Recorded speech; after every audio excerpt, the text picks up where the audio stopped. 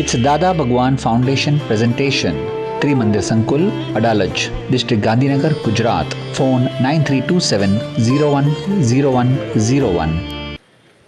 અને ઓછો આપે તો અડધો વચ્ચે દુખાવો રડારડ કરે કે મારું દુખ્યું બગડી જાય બેવ કેસ. એટલે ચિંતા ના કરવી, તે વખતે સોંપી દેવું કે ના દાદા મારી દીકરીને મારી મમ્મીને સાચો છો. અને મમ્મીને પૂછો, આવડા મમ્મી તો એક્સપર્ટ હોય, દીકરીને મોટી કરી, દીકરીને મોટી કરી, એક્સપર્ટ હોય મમ્મી તો.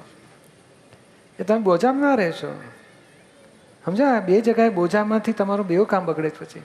નથી ઘર સુધરતું, નથી હોસ્પિટલ સુધરતી. ધીમેથી નક્કી કરો ને.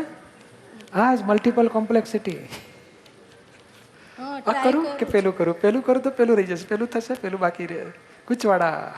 એ કરતાં 10-15 મિનિટ દાદા ભગવાનના અસીમ જય જયકાર બોલો, શક્તિ માગો, અને ધીમે ધીમે એક ફાઇલ જ્યારે જ્યાં વર્તમાન મારો હોસ્પિટલમાં ત્યારે એ ફાઇલને સરસ રીતે પૂરી કરવાની, પછી ઘરે જાઓ તો ઘરની ફાઇલને સરસ રીતે પૂરી કરવાની. નક્કી કરશો ને બધું થશે. હા, થેન્ક યુ. શક્તિ માગજો. કવિતા, અમદાવાદ. ધ્યેય પ્રત્યે જતા માણસને લોકો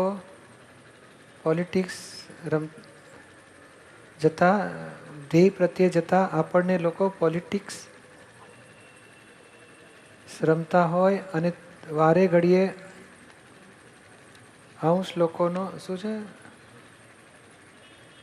વારે ઘડીએ એ લોકોનો આપણે સામનો કરવો પડે તો પીછેહટ કરવી, કારણ કે એમનાથી છૂટાય એમ ન હોય તો. ક્યાં છે બેન? શું પૂછવા માંગો છો કવિતા? આપણે કોઈની સાથે પોલિટિક્સ રમીએ તો એનું પરિણામ શું આવે? આપણને પોલિટિક્સ કેમ લાગે છે લોકો આપણી સાથે પોલિટિક્સ રમે છે? એવું તો શું આપણે પોલિટિક્સમાં ઇન્વોલ્વ થઈ ગયા છે કે આપણે શું સ્પર્ધા છે લોકો સાથે આપણને? એ મને પણ સમજાતું નથી, પણ નોટ્સ ના આપે એટલે એવું બધું એ રીતને. એટલે શું ભણો છો અત્યારે? હું પોસ્ટ ગ્રેજ્યુએશન કરું છું. હા, તો પછી નોટ્સ ના આપે તો આપણે ગાઈડો હોય છે, ટીચરો હોય છે, બીજા રિશ્તા કરો. શું કામ ડિપેન્ડન્ટ આટલું બધું રહો છો અને દુઃખી થાવ છો? પોલિટિક્સ શું કામ ગણો છો? સહજ રહો. પણ આપણી જ અપેક્ષા આપણને દુઃખી કરે છે, એ સંજોગ વસાત નથી આપી શકે. બીજી વખત પૂછી જુઓ. ના પડે તો આપણે સમજવાનું કે ભાઈ આપણો દોષ, કોઈનો હિસાબ, કોઈનો દોષ નથી, આપણો હિસાબ છે. અને અહીંની વાત ત્યાં કરે ને ત્યાંની વાત અહીં કરે, એટલે એ રીતે એ તો બધું ચાલ્યા કરે બેન. આપણને શું છે કે આપણને એમાં રાગદ્વેષ જેટલા ઓછા થશે ને એટલું બંધ થઈ જશે.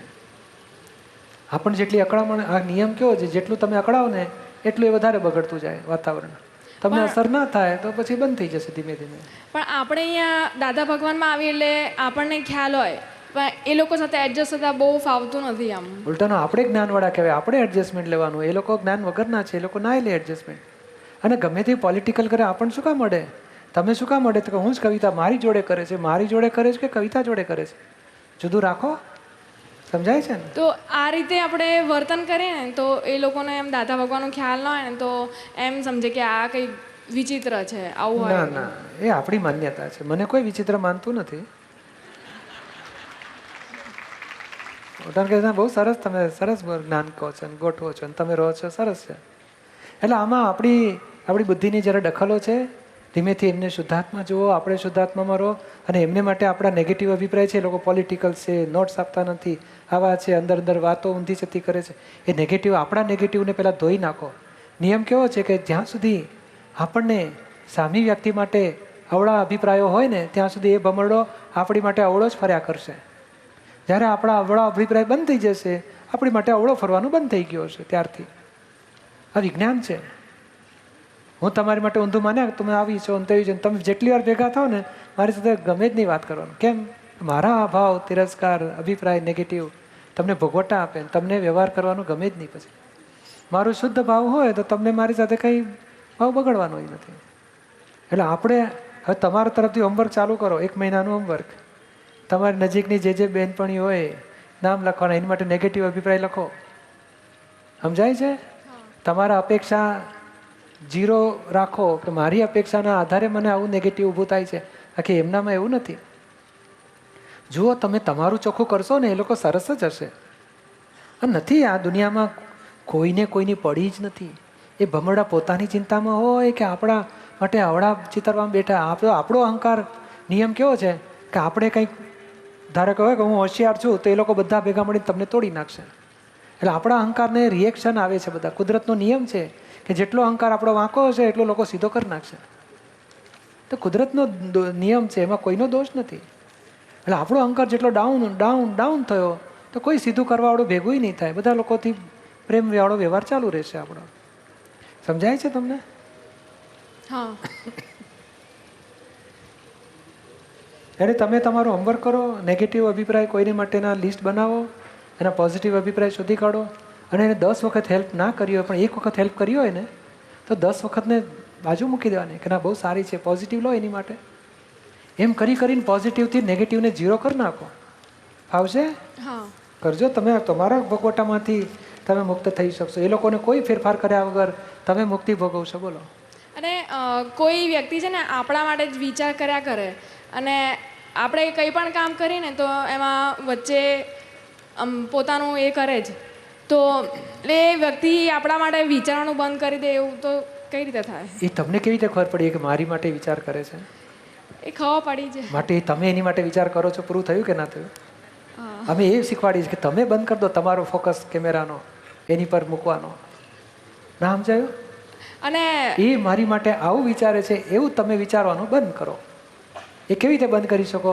તો કે એના આત્માને પ્રાર્થના કરો કે હે શુદ્ધાત્મા ભગવાન, આ ભાઈને આવા વિચારો આવે છે મારી માટે, મારા તરફથી કોઈ રાગ દ્વેષમાં રહેવું નથી, મારે સંભાવે નિકાલ કરવો છે, એમનો દોષ નથી, મારો હિસાબ છે, નિમિત્ત છે, નિર્દોષ છે, એમને સદબુદ્ધિ આપજો, સંભાવે નિકાલ કરવાની શક્તિ આપો. આવું તમે 5-10 વખત કરશો ને તમારું ચીજ છૂટું પડી જશે એની વ્યક્તિ સાથે, અને તમે નવા કામમાં પછી બેસી જાઓ. આખો દાડો ફોકસ કેમેરા મારી માટે લોકો શું માને છે, મારું ખરાબ ચિત્ર છે, હું કેટલી સારી છું, એ અહંકારને એટલું બધું દુઃખ થાય છે કે મારી માટે ખરાબ ચિત્ર છે. એ અહંકાર છે આપણો. સમજાય છે? હું સારી છું એ અહંકારને દુઃખ થાય પછી મારી માટે ખરાબ ચિત્ર. કોઈને પડી જ નથી હોતી. આ અહંકાર જાતે ને જાતે બુદ્ધિ અહંકાર ઊભો થયો એટલે બુદ્ધિને પછી શંકા પડ્યા જ કરે મારી માટે આ ચિત્રતો હશે, આ ચિત્રતી હશે. એ તમારું જાતે ને જાતે તમારું પ્રોજેક્શન તમને મૂંઝવે છે. કોઈને પડી જ નથી તમારી માટે એવું માનો. અને બધા શુદ્ધાત્મા છે, બધાનો ભરેલો માલ ખાલી થાય છે, એમાં આપણે શું લેવા દેવા? તો જ્ઞાનની દ્રષ્ટિથી જાઓ અને અંદર ભોગવટાને લિસ્ટ બનાવો, નેગેટિવ અભિપ્રાયને લિસ્ટ બનાવો અને પોઝિટિવ કરો બધાનું. અને જેટલા નેગેટિવ અભિપ્રાય છે એના પ્રતિક્રમણ કરો.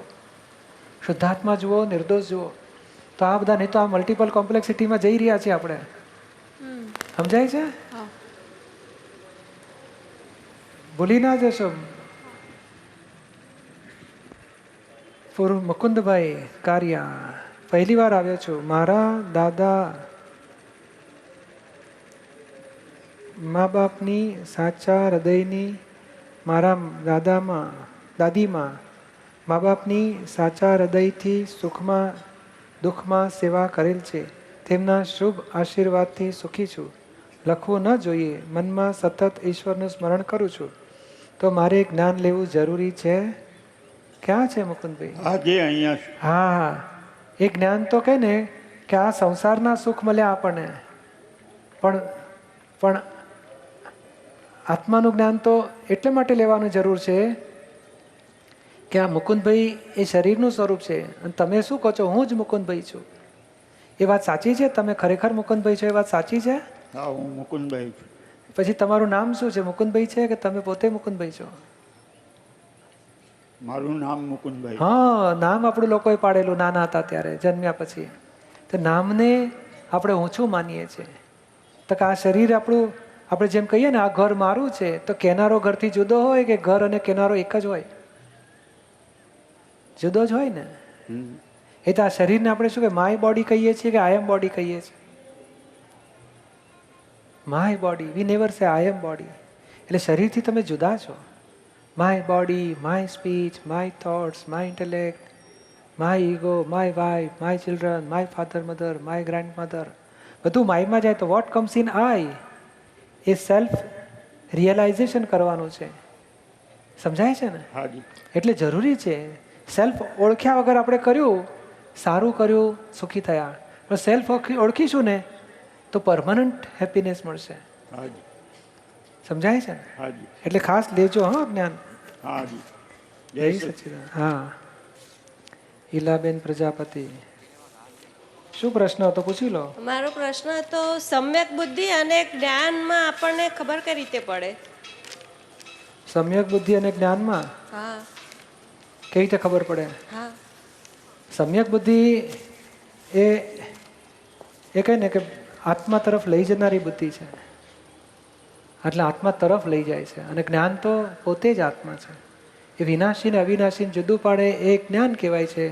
અને અવિનાશી તરફ લઈ જવાનું કે ના ભાઈ મારે કોઈને દુઃખ આપવું નથી, વેર બંધાશે, મારે ભટકવું પડશે, એ સમ્યક બુદ્ધિ બતાડે છે. પણ એ આત્માનું હજુ આગળ બાકી રહે છે. આ તો જ્ઞાન છે ને, એટલે આપણે શુદ્ધાત્મામાં રહીએ એટલે આપણે જ્ઞાનમાં રહી શકીએ અને ઈલાબેનને સમ્યક બુદ્ધિ રહે એવું બની શકે. એ એટેક ના કરે, બીજાની પર દ્વેષ ના કરે, એટેક ના કરે, વેર ના બાંધે, બંધાવા દે, પસ્તાવા લેવડાવે, એ બધું સમ્યક બુદ્ધિ કરી શકે. જ્ઞાન ના હોય તોય સમ્યક બુદ્ધિ એને સંસારમાં બહુ સુખી રાખે, ઘણા દુઃખોથી બચાવે, વેર ભાવ ભટકામણમાંથી બહુ બચાવે ને. મારો બીજો પ્રશ્ન હતો કે ન ગમતી ફાઇલોનો આપણે નિકાલ કઈ રીતે કરવો? ન ગમતી એટલે ગમતી ફાઇલો નિકાલ કરવાનું સહેલું છે. એ ન ગમતી પર દ્વેષ નહીં કરવાનો, એ જ નિકાલનો રસ્તો. ન ગમતીનો દ્વેષ નહીં કરવાનો, ગમતી ઉપર રાગ નહીં કરવાનો, સમભાવ રાખીને નિકાલ કરવાનો, એ જ એનો રસ્તો. આ ન ગમતી કોની પર તમે ન ગમતું કરશો? એ શુદ્ધાત્મા નથી છે ને? તો શુદ્ધાત્મા પર ન ગમતું રાખવું છે? નહીં, પણ કોઈ આપણને બોલાવે નહીં કે બોલાવે નહીં તો એમાં શું વાંધો છે આપણને? આપણે અપેક્ષા બંધ કરી દો આપણી. આ નવો બધી વસ્તી રોજ તમને બોલાવે છે બધા? નહીં, આપણો મોહ છે, અપેક્ષા છે કે મને આમ બોલાવો, મને આમ સાચવી રાખો, મને રિસ્પેક્ટ આપો. આપણા અપેક્ષા આપણને દુઃખ આપે છે, વ્યક્તિઓ દુઃખ આપતી જ નથી. શું વાંધો આવ્યો? એટલે એમ નહીં, બધા હોય ત્યારે આપણને બોલાવે એમ કે સારું સારું રાખે. ના હોય ત્યારે ના બોલાવે. હા. કોણ છે? દેરાણી.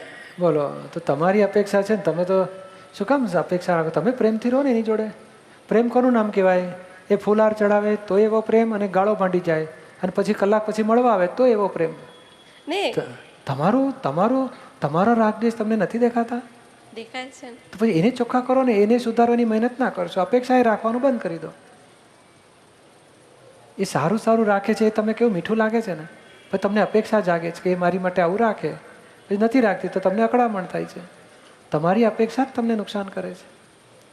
અને એ વ્યક્તિ પોતાનું ધાર્યું કરી શકતી હશે બધી? શુદ્ધાત્મા અને પ્રકૃતિ બે જુદા નહીં? પ્રકૃતિનું પોતાનું ધાર્યું થાય બધું? વ્યવસ્થિત ને તાબે છે. વ્યવસ્થિત એટલે આપણો હિસાબ, કોનો દોષ કાઢશો? એટલે 5 આજ્ઞા ડબલ બી બધું ગોઠવો અને જ્ઞાનથી સોલ્યુશન લાવો કે જેથી કરીને કોઈ વ્યક્તિ દોષિત ના દેખાય. તો આ જગતથી આપણો છુટકારો થશે. બાકી આપણે વ્યક્તિઓ પ્રત્યે રાગ દ્વેષ રાખીશું, અપેક્ષાઓ રાખીશું, તો આપણો અંત કેવી રીતે આવશે પછી? સમજાય છે તમને? જય સચ્ચિદાનંદ. ચાલો તો પૂરું કરીશું આપણે. જય સચ્ચિદાનંદ.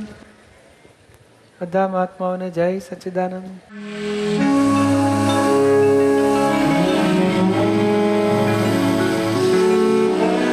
અમદાવાદ શહેરનું ધબકતું હૃદય એટલે સાબરમતી નદીનો રિવરફ્રન્ટ.